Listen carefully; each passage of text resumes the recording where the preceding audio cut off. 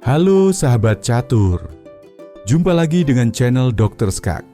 Di video ini kita menyaksikan lagi pengorbanan perwira Tal yang dahsyat. Di sini Tal pegang buah putih melawan Gurgenidze dalam kejuaraan Uni Soviet tahun 1969.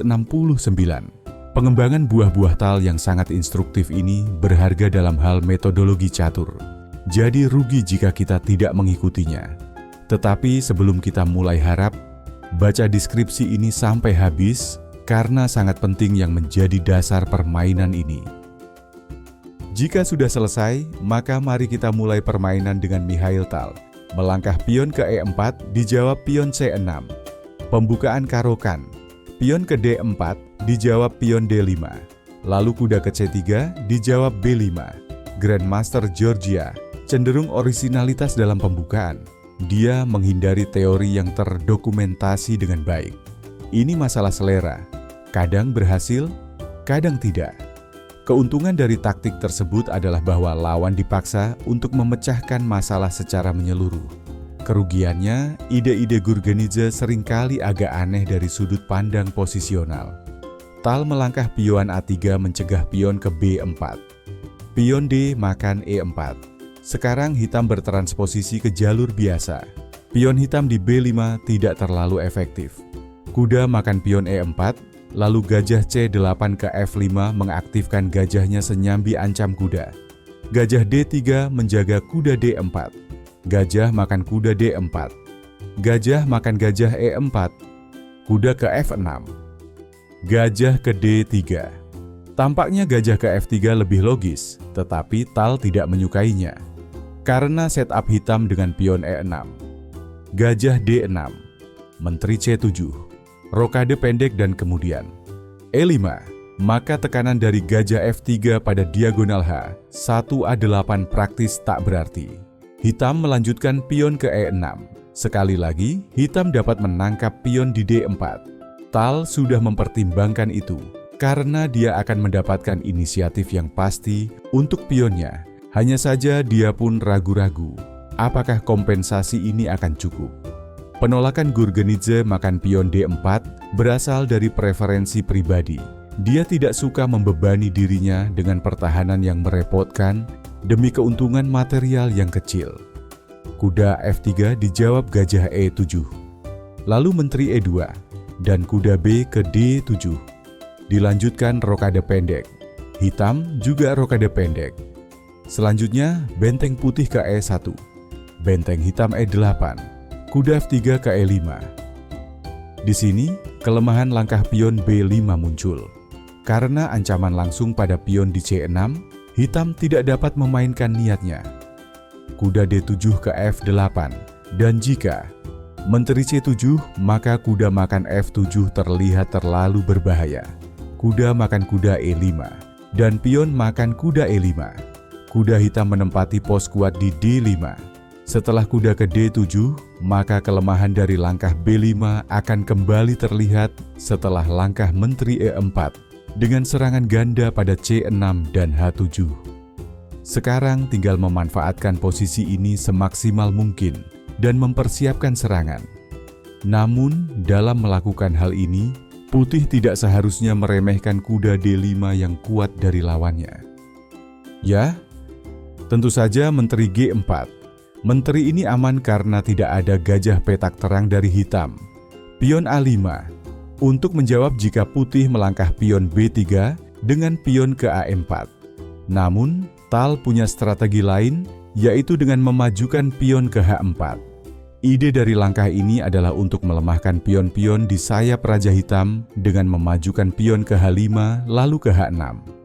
Hitam terpaksa menerima pengorbanan dengan gajah makan pion H4.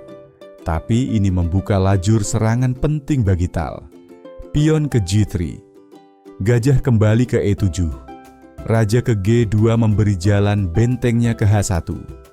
Pion G6. Saat membela diri, seseorang tidak boleh memberikan kelonggaran sedikit pun kepada lawannya. Mempertimbangkan hal ini, akan lebih baik untuk bermain gajah F8 dengan rencan pion F5. Namun, setelah benteng H1 dan pion F5, maka menteri ke H5. Jika pion ke H6, maka menteri G6 dengan ancaman benteng makan pion H6. Kembali ke posisi, benteng H1 putih sekarang memiliki inisiatif yang kuat. Pertanyaannya, apa ancaman langsungnya? Ancamannya adalah umpama hitam menjalankan pion A4, maka tal mengorbankan bentengnya dengan makan pion H7 cek. Raja makan benteng H7, maka menteri ke H5 cek. Dan raja ke G8. Selanjutnya gajah makan G6. Pion makan gajah. Menteri makan pion. Cek. Raja H8. Gajah D2. Diikuti benteng ke H1.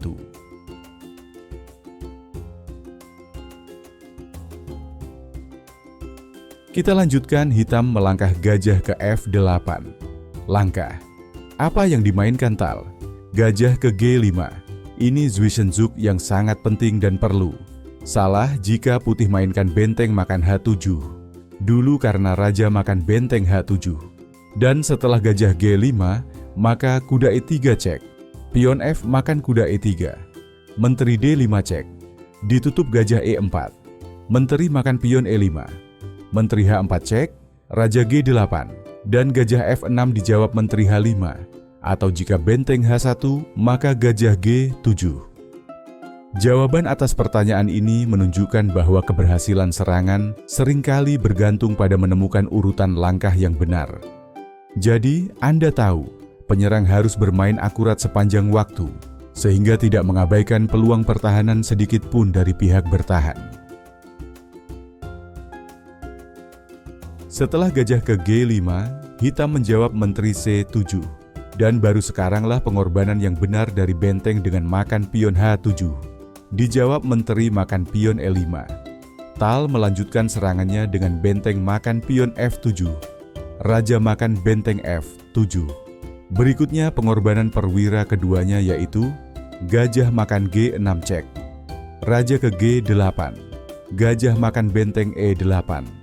Di tengah panasnya serangan ini, bahaya terbesar adalah keinginan untuk bermain indah sampai akhir. Namun dengan melakukan hal itu, seseorang dapat dengan mudah melakukan kombinasi secara berlebihan. Tal memberikan komentar berikut tentang posisi ini. Saya sangat tergoda untuk bermain gajah H7 cek. Raja makan pion H7. Lalu benteng ke H1 cek. Raja ke G6, lalu gajah ke F4 cek. Raja ke F6, menteri ke H4 cek. Putih menang. Namun setelah raja ke H8, bukan makan gajah H7, benteng ke H1, dan gajah G7, maka putih tidak mendapatkan banyak manfaat langkah. Gajah makan H7. Namun setelah langkah gajah makan benteng E8, tal mempunyai keuntungan baik secara posisi maupun materi. Gajah ke G7.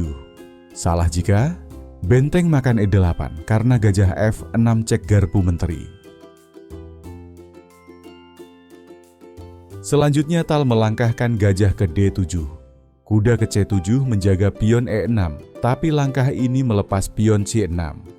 Jika kuda ke E3 cek, maka tal menjawab, gajah makan kuda E3. Menteri D5 cek. Menteri F3 lalu menteri makan gajah D7. Akan menghasilkan posisi putus asa untuk hitam setelah benteng D1. Kita lanjutkan. Gajah makan pion C6. Kelemahan langkah awal B5 terlihat sekarang. Benteng menyelamatkan diri ke F8. Lalu benteng D1 akan ke D7 menguasai baris ke-7. Menteri C5 ancam gajah. C6 pion C2 dan pion F2. Gajah ke F3 lalu menteri makan pion C2. Sesuai rencana benteng ke D7 ancam gajah G7. Ditutup benteng F7 untuk diadu. Benteng menghindar ke D8 cek. Ditutup lagi dengan benteng ke F8.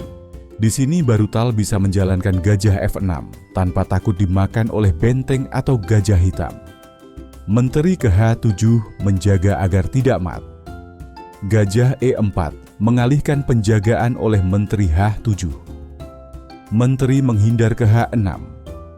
Mendesak menteri hitam dengan gajah G5 untuk mundur ke H8.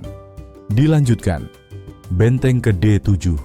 Setelah ditutup benteng F7, maka pukulan telak dari tal adalah benteng makan kuda C7.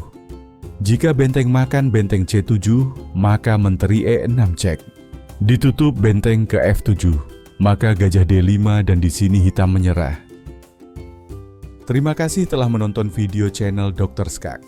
Semoga bermanfaat dan semoga kita selalu bahagia dan sejahtera. Dan jangan lupa like, subscribe, komen, dan share.